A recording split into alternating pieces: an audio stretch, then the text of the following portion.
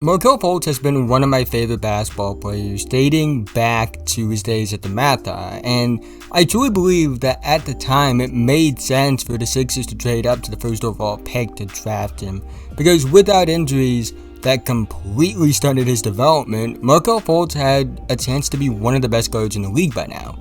But that hasn't been the case, and he's dealt with so many injuries that directly affected his development early on that it completely has changed his trajectory, in my opinion. However, his first full season in Orlando was really encouraging to me, and even the few games before he tore his ACL were encouraging to me as well. And he's back from injury now, and I've been very encouraged from what I've seen since coming back. The numbers may not jump off the screen, but I watched the tape and I've been really impressed. In today's video, I'll be breaking down the 10 games that Fultz has played this season and why I'm encouraged by his comeback.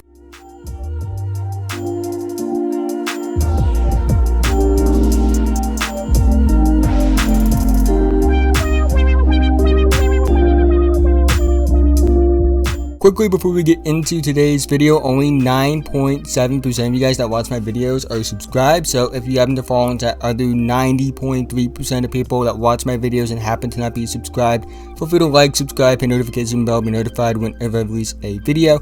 I make videos breaking down NBA film, so if that interests you, this is the channel for you. Let's try to get 100 likes on this video so YouTube will recommend it to others. That being said, let's talk about Markelle Fultz. I think I have been most encouraged with the confidence that Markelle Fultz has played with in these games. He's taking around 3.5 pull-up shot attempts per game, which may not seem like much, but when you factor in that's almost half of the attempts he takes and plays under 20 minutes per game, it's more impressive knowing this context. And he takes a decent amount of shots off the dribble as well, taking 68.7% of his shots after dribbling the basketball not only 3 to 6 times, but also 7 or more times. When you combine those two numbers, that equates to 68.7% of his shot attempts, which really says a lot. There's not a lot of catch and shoot stuff with him. It's honestly the best he's looked as a jump shot creator in a while.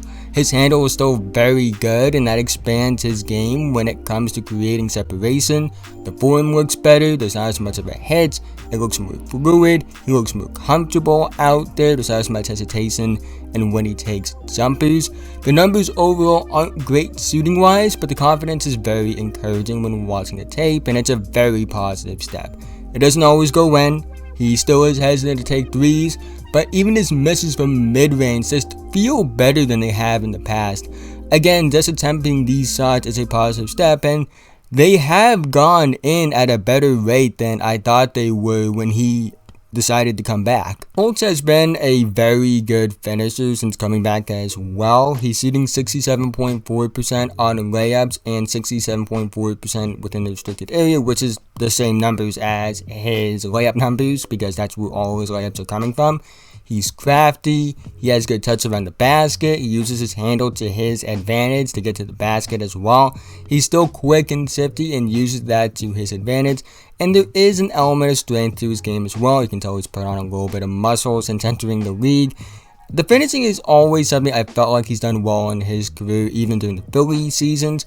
I am encouraged by this a lot. He's not as explosive coming off the ACL injury. I do think there's a chance that he does get back to being more explosive, but I do think that his body control and flexibility are still very good as well.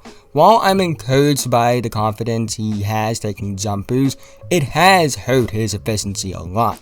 And I think that his finishing around the basket is keeping his efficiency at a respectable number. Fultz has also been a really good passer in his return as well.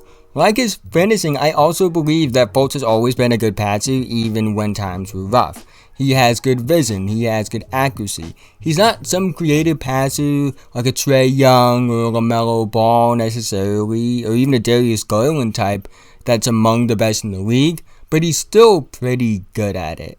Outside of 2 games this season, his turnover numbers aren't that outrageous, and for his career, he's actually been someone that makes pretty good decisions as a passer.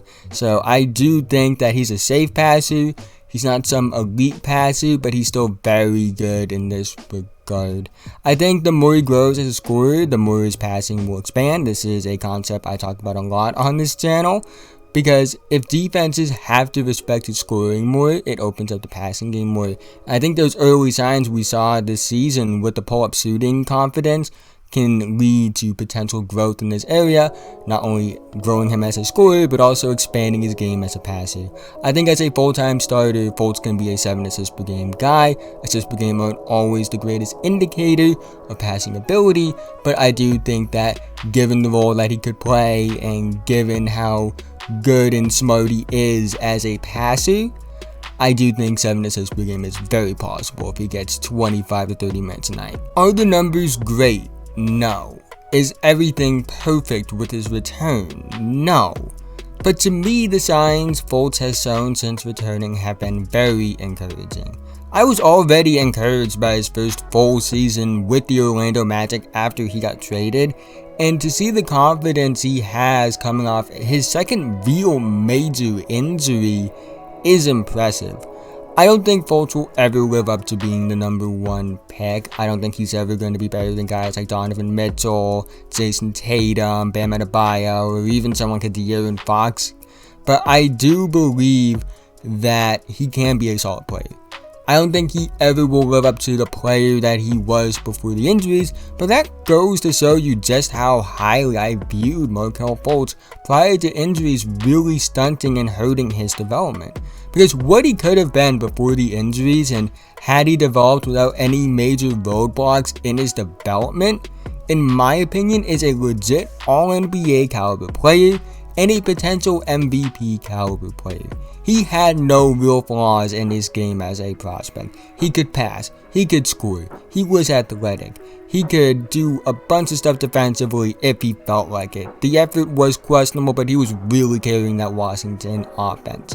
He was somebody that screamed future 25 plus point per game scorer when you watch the Washington tape, and he was well worth the first overall pick as a prospect without knowing anything that would happen.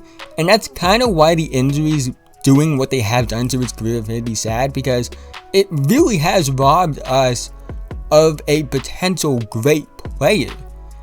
And I really believe that he would be one of the best guards in the league had he not gotten hurt. He's one of the best guard prospects and one of the best prospects in general I've ever evaluated.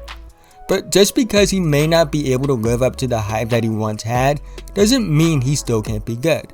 I still think Fultz has shown enough in Orlando that he can be a starting point guard in the league.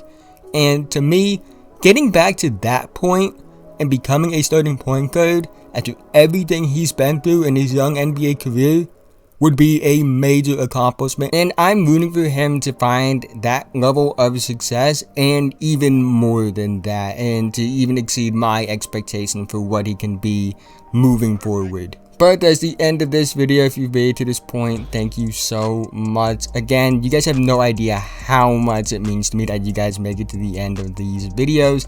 It really means a lot to me that you guys are watching my work. But if you fall into that 90.3% of people that watch my videos but happen to not be subscribed and you made it to this point, might as well subscribe. I'm always making videos like this. I got more videos like this in the future. You can check out some other videos that I've done about NBA players. So I would really appreciate if you guys could help me out there. We are 10 subscribers away from 500 subscribers at the time of me recording this video. So I would really appreciate if you guys could help me reach that goal.